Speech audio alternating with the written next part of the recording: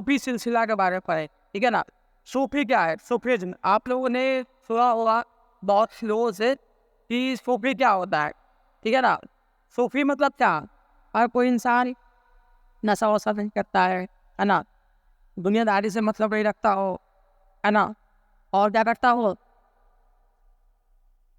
मतलब कि दुनिया में क्या चल रहा है, कौन किधर भाग रहा है, कौन किधर क्या हो रहा है, किससे घर में कौन आया, किससे घर से बाहर कौन निकला, गली में क्या हुआ, मोहल्ले में क्या हुआ, उससे उसको मतलब नहीं हो। उसका मतलब किस चीज़ से हो? उसका मतलब अपने दिन से हो, अपने धर्म से हो, अपनी बात से हो, जिसको पता हो जीवन का सही अर्थ, सही मायने में जिस इंसान को अपने जीवन का शाब्दिक अर्थ पता हो कि जीवन जो है ये क्या है, दुनिया एक रंगमंच है, यहाँ पे हम सब क्या करने आए हैं, आपको एक कला दिखाने आए हैं, कला दिखाएंगे और कला दिखा के चले जाना है, जा सबको यहाँ से, ठीक है ना। बस यह क्या है, एक तरह का ये थिएटर है, रंगमंच है। आप आए हो, अपना कर्तव्य दिखाओगे और कर्तव्य दिखा करके चले जाओगे। तो जब इस्लाम का प्रसार हो रहा था ना, जब इस्लाम ने प्रसार की ओर बढ़ोतरी की ओर था, तो बहुत सारे लोग, भारत का जो महाद्वीपीय प्रायद्वीप था वो उस समय इंटेलेक्चुअल्स की धरती थी। बहुत बड़े बड़े यहाँ पे साधु संत महात्मा हुए, है ना। हमेशा देखना लाइफ में फोटो कॉपी उसी का बनता है, ओरिजिनल होता है, समझ रहे हो बात। तो अगर तुमको कोई फर्जी बाबा मिले या फर्जी संत मिले या फर्जी पीर मिले, इसका मतलब ये है कि रियल बाबा रियल पीर भी होते हैं, क्योंकि फोटो कॉपी तो उसी का बनेगा ना, जो रियल होता उसी का डुप्लीकेट बनता है ना। तो इसलिए ये धरती हमेशा से ही रहा है बड़े बड़े सूफी संतों का, महात्माओं का, ऋषि मुनियों का धरती रहा है, ठीक है ना। तो अगर आप सूफी परंपरा की बात करेंगे, है ना, सूफी परंपरा पे 12 सिलसिलों का जिक्र है। हर एक सिलसिला एक सूफी संत से ताल्लुक रखता है, ठीक है ना। और वो जो सूफी संत थे वो अपने जितने भी उनके शिष्य होते थे उनके साथ वो आश्रम में रहते थे और इस्लाम का प्रचार करते थे। किस तरह से? जैसे कि मान लो उनके अपने धर्म का प्रचार करने का तौर तरीका था वो बाकियों से बहुत अलग था। बाकी आते थे जबरदस्ती तलवार निकाला, युद्ध किया, युद्ध में हार गए तो तुम कन्वर्ट हो जाओ, नहीं तो तुम्हारा जैसे बुढ़ते वादों के साथ हुआ, उनके बच्चों को क्या किया, उनके साथ नहीं तो हत्या कर दी दिल्ली में चांदनी चौक पे, है ना। कहीं क्या हुआ, हजारों मंदिर तोड़ दिए, कहीं क्या हुआ, तुम्हारा गाँव अटैक कर लिया, लूट लिया। लेकिन संतों का ये चीज नहीं था। संत जब भी आते थे वो जानते थे कि अगर आपने किसी पर जोर जबरदस्ती से कन्वर्ट करवाया किसी धर्म के प्रति तो वापस अपने धर्म में लौट आएगा। आज लौटा है, 500 साल बाद लौटा है, 1000 साल बाद लौटा है, कभी न कभी लौट आएगा। एक्शन में क्या होता है? रिएक्शन होता है। तो सूफी संतों ने अपने भगवान का मार्ग बताया कि आपको किस मार्ग से आप आएंगे, इसमें क्या क्या अच्छा, अगर आप अपने धर्म का प्रचार करते हैं अच्छे तौर तरीके से, लोगों को उसकी अच्छाइयाँ बताते हैं और तब लोगों का इंटरेस्ट होता है और लोग आपको मानते हैं और ऐसी बात वो आपके प्रति अट्रैक्ट हो जाएंगे। तो इस तरह से क्या हुआ कि जब सूफी संतों को बांटने का परंपरागत सिलसिला शुरू हुआ, उसमें आप देखेंगे कि सूफी संतों को उर्दू भाषा में 2 तरह से बांटा गया। एक है आपके बासरा और दूसरा है आपका बेसरा, है ना। इसको आप ध्यान रखिएगा, एक है आपका बासरा, एक है बेसरा। तो जो आपका बेसरा वाले, है ना, जो बासरा वाले वो मोस्टली इस्लामी कानून के मतलब शरिया कानून के समर्थक जो थे वो बासरा में आते हैं, ठीक है ना। इसीलिए जो शरिया इस्लामिक कानून से मुक्त, मतलब शरिया कानून से मुक्त, जो शरिया कानून को नहीं मानते थे उसको ये लोग कहते थे ये बेसर पैर की बात कर रहा है। ये आप लोगों तिया संतों के लोग मुझसे देखो ये फिजूलता की बात करता है ना, तो लोग उसको कहता है ये बेसर पैर की बात कर रहा है। लेकिन वो बेसर पैर की बात नहीं कर रहा था, वो कहने का मतलब था कि बेसरा था वो, बेसरा। लेकिन आप जानते हैं ना जैसे इंडिया में क्या होता है, आपको वर्ड बोल दो, जैसे किसी को बोलो यज्ञ, गाँव घर में यज्ञ को लोग जग बोलता है, सुना होगा, यज्ञ को लोग जग बोलता है। किसी का नाम आपको यहाँ मानो जोगिंदर है, वो जोगिंदर बोलता है उसके नाम को, क्योंकि हमें याद रहता है हम बातों को सही तरीका से रख नहीं पाते हैं। ये जो आपने सुना ना कि बेसर पैर की बात वो लोग बोलते हुए, ये इनके लिए ही कहा गया, बेसर वालों को उन्होंने बेसर पैर कह दिया, लेकिन जो कि सुनने में आसान लगता था, लोग बोलते चले गए अपने हिसाब से, चलो बोल देते हैं। तो यहाँ पे आप बासरा और बेसरा दो तरह से सूफी संत महात्माओं को बांटा गया है। जो पहला है उसमें इस्लामी कानून के समर्थक, जो शरिया कानून के समर्थक थे, और उसके हिसाब से उन्होंने क्या किया कि भारत में सूफीज्म को, सूफी पंथ को अपनाया और सूफी का प्रसार किया। उसमें सबसे महत्वपूर्ण सिलसिला जो था, सिलसिला में समझ सकते हैं एक कम्युनिटी, वो सिलसिला था चिश्ती सिलसिला। याद रखिएगा, जो आपका सूफी संत दो पार्ट से बटे हुए थे, बासरा और बेसरा। बासरा में जो पहला पार्ट था उसमें सबसे पहले थे चिश्ती सिलसिला। चिश्ती सिलसिला की जो भारतीय संस्थापक का आपका नाम पूछा जाएगा आपसे, तो वो रहेंगे ख्वाजा मोइनुद्दीन चिश्ती। याद रखिएगा, ख्वाजा मोइनुद्दीन चिश्ती, चिश्ती संप्रदाय के सिलसिला के सबसे प्रमुख संत। अगर आपसे कोई पूछेगा क्या बोलोगे, ख्वाजा मोइनुद्दीन चिश्ती। इन्हीं ख्वाजा मोइनुद्दीन चिश्ती की जो दरगाह है वो आपका भारत के राजस्थान राज्य में अजमेर शरीफ, जिसको लोग अजमेर शरीफ के नाम से बोलता है। तो इस्लाम में धार्मिक स्थलों को लोग उर्दू भाषा में शरीफ यूज करते हैं। जैसे आप देखेंगे कि जो सिख धर्म को मानने वाले वो साहिब यूज करते हैं, दरबार साहिब, गुरु ग्रंथ साहिब, है ना। जैसे हम लोग जी यूज करते हैं, गीता जी, भागवत जी, ये हिंदी भाषा का हो गया, है ना।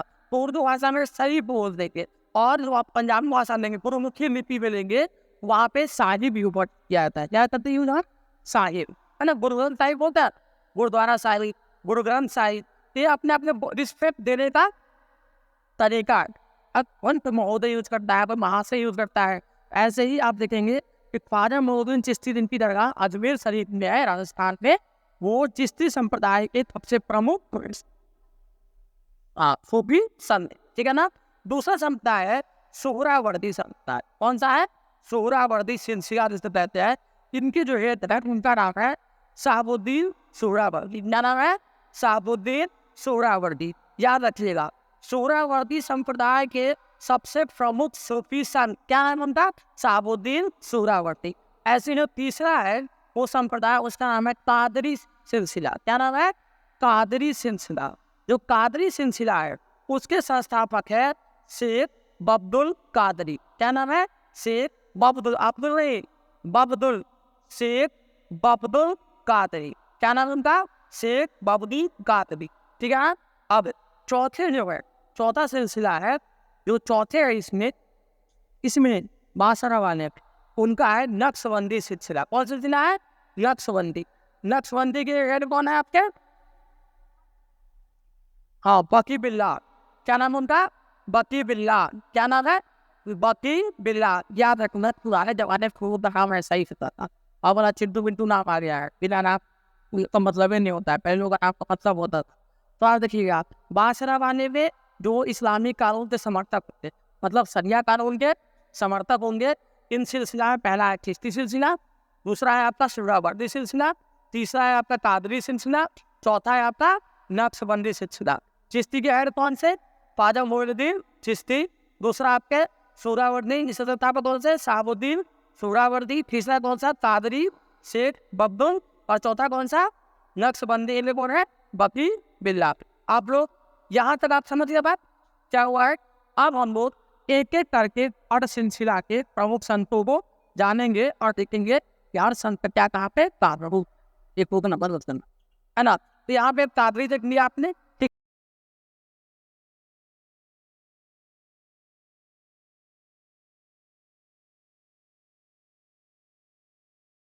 अभी तक हमने कहा था कि सूफी संतों का सिलसिला को हमने क्या किया था कि 4 पार्ट में बांट दिया था, है ना। 4 पार्ट में पहला कौन सा था? चिश्ती था, है ना। फिर तो आपका सोहरावर्दी था, फिर कादरी था, फिर नक्शबंदी था, है ना। अब हम एक एक करके डिटेलिंग के साथ हर एक सिलसिला को जाए, ठीक है ना।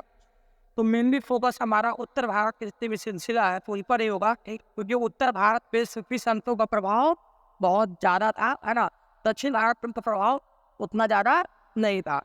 जब हम उत्तर भारत की ओर आते हैं, और अगर हम उत्तर भारत के सबसे प्रमुख जो सिलसिला है चिश्ती सिलसिला, इसके विषय में आते हैं, तो चिश्ती सिलसिला के जो प्रमुख थे वो ख्वाजा मोइनुद्दीन चिश्ती थे, ठीक है ना।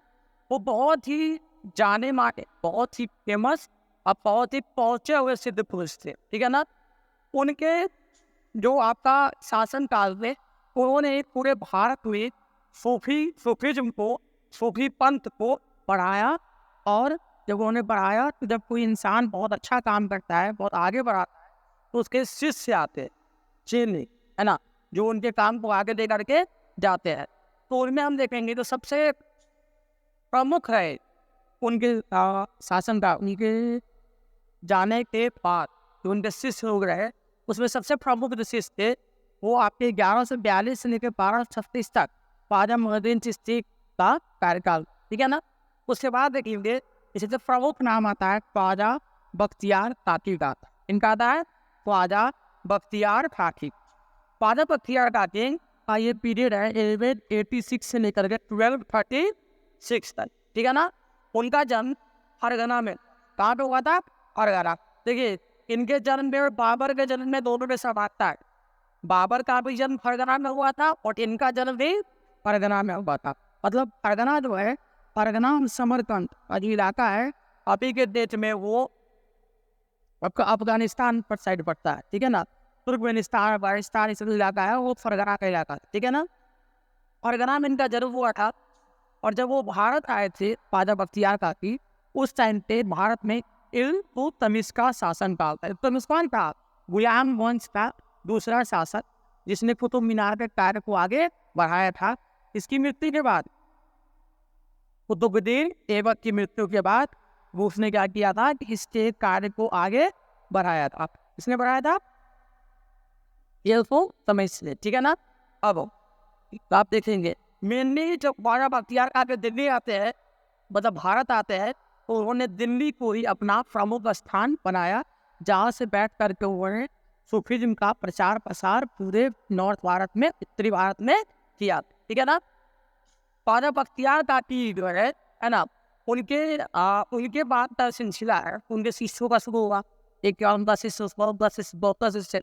उसके बाद सबसे मोस्ट इम्पोर्टेंट में आते हैं बाबा फरीद, ठीक है ना। बाबा फरीद जो है इसलिए ही बहुत ज़्यादा इम्पोर्टेंट हो जाता है बाबा फरीद का, कि बाबा फरीद की बोली गई बहुत सी बातें आपको गुरु ग्रंथ साहिब में मिले।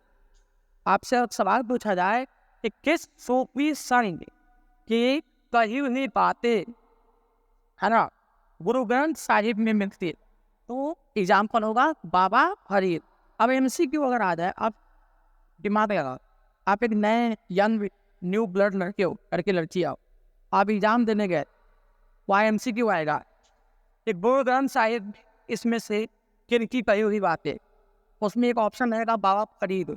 आप नाम देख करके उस ऑप्शन को तो छोड़िए दो। हाँ, बाबा फरीद मतलब मुसलमान, आप कहने लगेगा मुसलमान की बात बस सिख धर्म में होगा नहीं, तो आपकी IQ तो हिंदू मुसलमान तक घूम रहा है। मुसलमान है तो तिलक लगा सकता है, हिंदू है तो टोपी पहन नहीं सकता है। आपसे इतना घटिया लेवल से बहुत ठीक हो, तो आप कहाँ तरक्की करो? आपका दिमाग वहीं घूम रहा हुआ है। आपको आसपास से 4 गाँव जो समझ आता है, आपको ही समझ आता है। लेकिन ये सोचो कि जो बड़े लोग इस लेवल के, कि एक इंसान ने कुछ कहा, वो इस्लाम के बहुत बड़े जानकार थे, उन इंसान की कही हुई बात को गुरु अर्जुन देव जब गुरु ग्रंथ साहिब को संरक्षित कर रहे थे, उनको बना रहे थे, उनको उनकी कही हुई बातें इतनी अच्छी लगी कि उसको उन्होंने गुरु ग्रंथ साहिब पे रखा। समझ रहे बात आप? कि पहले के लोग कितने पढ़े लिखे और कितने ईमानदार थे। जब से सोशल मीडिया आया है, तब से नया नया और बड़े पिंक्स पैदा हो रहा है और नया नया मुसलमान पैदा हो रहा है। उसको लग रहा है कि वही ठेका मिला है, तुम कीड़े मकोड़े हो, आज वो खत्म हो जाओगे, कोई वैल्यू हो बात फारे। किसी धर्म को कोई नहीं खत्म कर पाया है, ठीक है। तुम्हारे उठने से, तुम्हारे खड़ा हुआ से कोई धर्म, कोई रिलीजन खत्म नहीं हो। धर्म का अर्थ होता है सत्य। सत्य परेशान हो सकता है, सत्य कभी पराजित नहीं हो सकता है। अगर सत्य ही पराजित हो गया उस दिन तो फिर समझ जाओ कली तो अवतार हो जाए। जब सत्य ही पराजित होने पे आ जाएगा, तो कभी कहा था जब तक धर्म की आँच हो, तब तब मैं डरती क्या होगा, भगवान ने स्वयं कहा है और गीता। तो ये समझने वाली बात है। अधर्म की हाइट कभी नहीं हो, जब जो होगा हम करवाने आते हैं। अधर्म मतलब क्या? सदाचार, अच्छा कार्य, अच्छा किसी के लिए तुम पुण्य कर दो, अच्छा कर, जिसके लिए तुम मंदिर जाते हो, पूजा करते हो, मस्जिद जाते हो, 5 टाइम नमाज पढ़ते हो, माथा पर बांध करके साफा उफा गुरुद्वारा जाते हो, वहाँ अरदास करते हो, अब बाहर आके किसी का पॉकेट मार लेते हो, किसी का तुम कोई सामान चुरा दिए, किसी का अच्छा देखकर तो तुमको जल आप रहा है, और तुम अगर ये सोच रहे हो तुमने धर्म का, अरे हम तो आज गए थे मंदिर, हम तो आज मस्जिद गए थे, तो कुछ होने वाला नहीं है। वो सबसे धर्म के मतलब को समझो, धर्म की भावनाओं को समझना पड़े, ठीक है ना। तो बाबा फरीद बहुत पहुंचे हुए गुरु थे, बहुत पहुंचे हुए, ठीक है ना। उनका बेसिकली जो स्थल था जहाँ से उन्होंने अपना एरिया बनाया, अपना आश्रम बनाया रहा, वो हांसी और अजोधर, और ज्यादा हांसी और अजोधर, यही उनकी कार्यस्थली थी बाबा फरीद की। तो आपसे अगर पूछा जाए, अगर एमसीक्यू में पूछा जाए कि किस सूफी संत की बातें गुरु ग्रंथ साहिब है, तो आप क्या बोलोगे? बाबा फरीद। इनका टाइम पीरियड क्या था? 1175 से लेकर के 1265, ठीक है ना। नेक्स्ट आता है हजरत निजामुद्दीन औलिया, है ना। पर्सनली मैं इनको बहुत मानता हूँ। जब मैं हजरत निजामुद्दीन औलिया को पाने के पीछे बहुत सारे रीजन, तो हजरत निजामुद्दीन औलिया का शासनकाल का, है ना, आप लोग देखे होंगे, हजरत निजामुद्दीन औलिया के दरबार में जाने वाला हिंदू मुसलमान सब जाता है, सब जाते हैं, उनके बारे में हर बातें बताई, लेकिन अभी तक किसी ने आप लोगों को नहीं बताया, किसी भी आपके जानने वाले, कि हजरत निजामुद्दीन औलिया योग और प्राणायाम के बहुत बड़े शिक्षक और बहुत बड़े जानकार। उन्होंने योगा को अपनी लाइफ में समा लिया। आज योगा एक बड़ा अच्छा सा मीम्स चला, एक दरभंगा का लड़का है, अमेरिका में रहता है, ठीक है, तो दिखा रहा था कि वो पिज्जा खा रहा था और उसके घर के पीछे शीशा में 2 अमेरिकन लेडी योगा कर रही। तो बताना चाह रहा था वीडियो के माध्यम से कि देखो भाई, हम लोग बिहार से अमेरिका आकर के पिज्जा खा रहे हैं और ये लोग हमारा इनका देखकर के खुद योगा करते निरोग हो रहा है, और हम लोग पिज्जा खा के खराब हो रहे हैं। जब भारत में इंटरनेशनल योगा डे आया, तो कांग्रेस ने अपने कट्टरपंथी मुसलमानों को जबरदस्ती भड़कवाया और क्या कहवाया कि योगा हिंदुओं का। लेकिन कांग्रेस ने कभी ये नहीं समझाने की कोशिश करी कि योग प्राणायाम यार एक्सरसाइज भी कहीं हिंदू मुसलमान होता है। तब स्तर देखो देश में क्या होते जा रहा है। लेकिन कभी किसी ने ये नहीं सोचा कि ये जो हजरत निजामुद्दीन ने इतना कार्य किया, इन्होंने क्या सबसे पहले तो लोगों को कहा कि तुम जो उस टाइम तो जिम तो था नहीं कि जाएंगे हरियाणवी गाना जिम में लगा था, फिर 4 तब्बल मार के चलाएंगे। आज से 1000 साल पहले हुआ, आप सोचो आज से 1000 साल पहले, चाहे योग गुरु पतंजलि हो या तुम्हारे क्या कहते हैं उसको कि जो निजामुद्दीन औलिया हो, इन लोगों की बात अगर 1000 साल पहले 2000 साल पहले लोगों ने सुन ली होती और भारत का हर एक बच्चा योग कर रहा होता, तो कोरोना में तो लोग मरते नहीं। आपका खाना पूरे विश्व में सबसे अच्छा है, अभी नोटिस करिएगा। भारत में वेट गेन करना, वेट गेन करना आसान है as compare to other world. यहाँ वेट बढ़ाना भी आसान है, बहुत आसान है। आपका डाइट सुधार लो, आपका वेट बढ़ जाएगा। या वेट गिराना भी आसान है, आप डाइट सुधार लो, वेट गिर जाएगा आपका। लेकिन आप बताओ वेट पर आपको वेट गेन करना, आप अगर बहुत पतले हो और आप खा रहे हो पूरा मकोड़ा रोज 14 दिन, आपका वेट कभी नहीं बनेगा। आप 10 दिन कब से अपने शरीर पर ध्यान दीजिए, है ना। मैं खुद फैन, मैं वेट गेन का पहला सोचता हूँ और कभी 2-4 दिन भी मैं अपने आप पे प्रैक्टिस नहीं करता कि थोड़ा सा डाइट वेट कम में से कम होगा। उसको तो भाई वो अच्छा खाना खाइए, संतुलित खाना खाइए, एक्सरसाइज करिए, पार्क वार्क घूमिए, स्वस्थ रहिएगा। अब मैं आपको क्या ज्ञान दे रहा हूँ, आप खुद नहीं फॉलो कर सकते हैं, ठीक है। दूसरी बात चाहता निजामुद्दीन औलिया है, उन्होंने एक और नीति अपनाई, वो है सुलंग ए खुल। इसका मतलब होता है कि अरब भारत के लोगों को मिला करके उन्होंने एक संस्था बनाया जहाँ हिंदू मुसलमान दोनों बैठे दोनों एक दूसरे को चाटे, समझे और आपस में भाईचारा बनाए। तो सुलह एक खुल की नीति क्यों दिया था हज़रत निजामुद्दीन औलिया ने। और ये इतने पहुंचे हुए फकीर थे कि जब इनका नाम पूरे भारत में फैला तो गयासुद्दीन तुगलक, मैं आपको पहले ही कहा था, तुगलकों का पूरा खानदान है पागल, पागलों का खानदान। एक पागल था मोहम्मद बिन तुगलक, और 2 आदमी को पकड़ के लिया है और जो कहा हरियर गुप्ता को कि तुमको हम मुसलमान बना दिया, फारो तुम जाओ बैठ कर गया, है ना, पढ़ने कहीं पर मुसलमानों का जाओ राज चलाओ, मुसलमान का राज चला था। वो दोनों गया सो बोका बना दिया, देखो हम विजय स्थापना कर दिया। उसके बाद हमने पकड़ाया गयासुद्दीन तुगलक, ये क्या किया, अब निजामुद्दीन औलिया का बहुत ज़्यादा नाम ज़्यादा बहुत नाम भी था, बहुत पहुँचे हुए फकीर थे, बहुत पहुँचे हुए संत थे। अब ये समझा क्या किया, ये गयासुद्दीन तुगलक कहता है कि सुने बाबा तुम्हारा बहुत नाम हो रहा है, तो टैक्स जमा करो इन पर, रंगदारी टैक्स मांग रहा था, भाई राजा टैक्स तुमको देना पड़ेगा। अब हमेशा कहा गया कि पढ़ लिखल आदमी से ज़्यादा बोल लगाते, है ना, पढ़ लिखल आदमी इसको कलम का ताकत पता होता है ना, उससे ज़्यादा नहीं गिरते। तो आपकी सारी काटें आपको कहाँ कहाँ डाल देगा उसे नहीं आएगा। तो औलिया थे बहुत पहुँचे हुए फकीर, सिद्ध पुरुष थे, वो सीधा इनकी बात क्या थी गयासुद्दीन तुगलक से। तो सुनो गयासुद्दीन, बात ऐसी है कि दिल्ली अभी दूर है, मैं आ रहा हूँ, हिसाब किताब दूंगा क्या तुमने कमाया, सुबह को लोग थकते हो तुम, बाबा हो, फ्रॉड हो, फर्जी हो, उनको लग गया। तो हमारे निजामुद्दीन औलिया ने कह दिया इससे गयासुद्दीन तुगलक से, सुनो भाई तुगलक, चिट्ठी लिख करके वापसी कर दिया, आज दिल्ली अभी दूर है। दिल्ली लोग बोलता है ना, दिल्ली अभी दूर है ना, दिल्ली दूर है अभी, है ना। लोग कहता है इसका मतलब क्या है कि तुम्हारे पहुंच के बाहर की चीज है, तो हमसे ना उलझ। फिर भी उनसे उलझा, कहा जाता है कि क्या कि हज़रत निजामुद्दीन ने वो श्राप दे गयासुद्दीन तुगलक 4 साल के अंतर में, खुद ससुरा घोड़ा पर से गिर गया, घोड़ा खचार उचार दिया, मर गया, पूरा उसका राजधान तुगलकाबाद बर्बाद हो गया, ताश नाश हो गया, हैजा प्लेग की बीमारियां फैल गई, पूरा किला हुआ सब ताश नाश हो गया।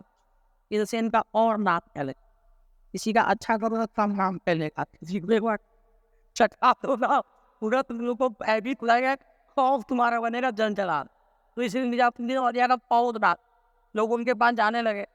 फिर अच्छा मानो किसी को कह दिया जाओ तुमको बेटा हो जाए, जाओ तुमको नौकरी लग जाए, लोग ठीक है अच्छा आदमी, इन उसको चटकाने का हम लोग पूछते रहता है, ये बात है कि जाओ भाई हो गया तुम्हारा, जाओ घर पहुँचते तो गए तो हो गया आपने। ऐसा स्कीम लाए हैं कि नवरात्रि में पी दवा करिए, और फिर आशीर्वाद देते हम, दुख आ रहा, दारिद्र आ रहा, कष्ट आ रहा, रोग आ रहा, हर महादेव आशीर्वाद दे देंगे, नवरात्रि पी दोगे तब ऐसे आशीर्वाद देंगे, लेकिन यहाँ विशेष आशीर्वाद मिलेगा, ठीक है। तो यहाँ हज़रत निजामुद्दीन औलिया बहुत सिद्ध थे। पहला बात हमने क्या था कि निजामुद्दीन औलिया की दरगाह अगर आपको जाना हो या आप लोग जैसे गए भी होंगे, तो यहाँ से आप निजामुद्दीन मेट्रो स्टेशन जाइए, वहाँ से बाहर निकलेंगे थोड़े दिन पर आपको हज़रत निजामुद्दीन की दरगाह है ना, दिल्ली में ही है। तो मथुरा जाने का मोस्टली ट्रेन आपको हज़रत निजामुद्दीन से ही मिलती है, अगर मथुरा जाओगे ना तो आपको निजामुद्दीन जाना पड़ेगा ट्रेन बदलने, ठीक है ना। उनके प्रमुख कार्य क्या था, एक तो गयासुद्दीन तुगलक से उनका हमेशा रहा, है ना, हमेशा उनका रहा प्रतिद्वंद। दूसरा प्रमुख काम क्या था, वो सुलह खुल की नीति दी थी, है ना। तीसरा प्रमुख काम योग और प्राणायाम के बहुत बड़े एक्सपर्ट, वो लोगों से हमेशा कहा कि आप योग करिए, आपको स्वस्थ रहना है, क्या करिए, योग करिए।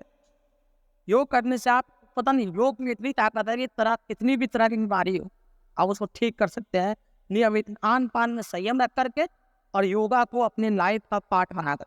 आज अमेरिका करता है, बच्चा वहाँ करता है, वहाँ एक योग पे PhD होता है, योग पे ट्रेनिंग कराई जाती है, योग की बड़ी वैल्यू है ना। फिर हमारे भारत जो अमेरिका ने छोड़ दिया कचरा फ्री, अभी आप सुना है आपने, भारत के बहुत बड़े साइंटिस्ट नेता है, वो जलेबी की फैक्ट्री लगा रहा है, सुना है जलेबी की फैक्ट्री लगाएंगे और जलेबी की फैक्ट्री वो पूरे देश में बेचेंगे, जलेबी पैक करके डिब्बा में, और उनके समर्थन से दिखा भी जाएगा डिब्बा पैक जलेबी। अमेरिका तो 10 दिन पुरान पिज्जा खा लेता है, भारत में खा लोगे फ्रिज से निकाल करके पिज्जा खा लोगे, है ना, खा लोगे। अमेरिका में तब लोग बाल बच्चा को छोड़ देता है 18 साल के बाद, उनका कुछ चलवा दे, अमेरिका में क्या करता है, भारत में अगर जलेबी का दुकान पर गए और जलेबी छान के रखे हुए हैं तब कोई नहीं लेगा।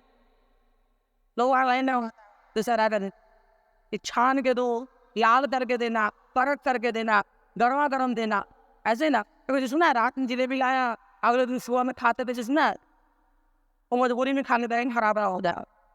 तो भारत के प्रमुख नेता जो है वो कह रहे थे हम जलेबी की फैक्ट्री लगाए। हमारे ने फैक्ट्री लगा भी दी और उस फैक्ट्री लगाने से वो हरियाणा का जो है जिस जलेबी के दुकानदार को फैक्ट्री लगवा रहे हैं तो बहुत अमीर हो जाएगा। तब फिर वही कहेंगे नेताजी कि देखो जी देखो, ये धनी राम जो है तुम्हारा रुपया लेकर के फिर मर गया। जैसे अंबानी के बारे में बताते रहते हैं कि अंबानी अपने बेटा का शादी करते देखो तुम गरीबों का ही पैसा लगा दिया, फिर वो जलेबी वाले का तो कष्ट हो जाएगा। इस समय जलेबी वाला आदमी खा बने तो अच्छा है, नहीं तो फिर उसके पीछे नेता लोग पड़ जाएगा। हाँ, तो देखिए पार्टी के सब लोग उसके यहाँ खाने पहुँच जाए भी अलग बात है, लेकिन वो फैक्ट्री में लगा दे। तो आप निजामुद्दीन औलिया को देख लिया आप यहाँ पे, इनका प्रमुख कार्य क्या रखने का, पहला तो क्या था, ये दिल्ली इनका सेंटर रहा है। दूसरा आपका सुलाहे फूल की नीति के प्रतिपादक रहे। तीसरा योग प्राणायाम के प्रमुख जानकार थे और बहुत ज़्यादा योग प्राणायाम प्रमोट अपने लाइफ में वैल्यू दिया, बहुत ही एक्सपर्ट थे इसके, ठीक है ना। नेक्स्ट जो है ना अलाउद्दीन साबिर है, उसके बाद आता है नसरुद्दीन चिराग ए दिन, है ना। इनका भी बहुत नाम है ना। ये मेनली आप देखेंगे कि जो मोहम्मद बिन तुगलक सिंध की यात्रा पे गया, कौन, मोहम्मद बिन तुगलक, तो वो सिंध की यात्रा पे गया था तो उस टाइम पे नसरुद्दीन चिराग के साथ गए थे। कहाँ पे, सिंध की यात्रा पे, इसके साथ मोहम्मद बिन तुगलक के साथ। तो आपसे जब पूछा गया कि आपने बताइए कि ख्वाजा मोइनुद्दीन चिश्ती के, है ना, प्रमुख उनके बाद के अनुयायी, है ना। तो दक्षिण में आपको इन गरीब और दूसरा गेसू दराज, इन गरीब और गेसू दराज। और उत्तर भारत में ख्वाजा बख्तियार काकी, बाबा फरीद, हजरत निजामुद्दीन औलिया, अलाउद्दीन साबिर, नसरुद्दीन चिराग ए दिलानी, ये प्रमुख लोग हैं उत्तर भारत में जिन्होंने चिश्ती संप्रदाय को आगे बढ़ाया और चिश्तियों का जो थॉट था इस्लाम को लेकर के, इस शांति के थ्रू लोगों को इस्लाम से जोड़ना है ना, अल्लाह के बताए गए रास्तों पे कैसे चलाना है, कैसे दीनों ईमान धर्म की बातों लोगों तक पहुंचाना है, और किस तरह से समुदाय के लोग हैं, हिंदू सब पाक अलग समुदाय के लोग हैं, उनके ठीक में किस तरह से भाईचारा को लाया रखना है। इसी ये मकसद था बनाने में इन 5 लोगों ने बहुत ज़्यादा अवलंबी फिंगर का दिवाई, ठीक है ना। ये इस क्लास को देखेंगे इनके बारे में, चिश्ती का कौन सा है, सूरा पर देखो, सूरा पर जैसा पता है कहाँ पे देखेंगे, अभी के लिए थैंक यू।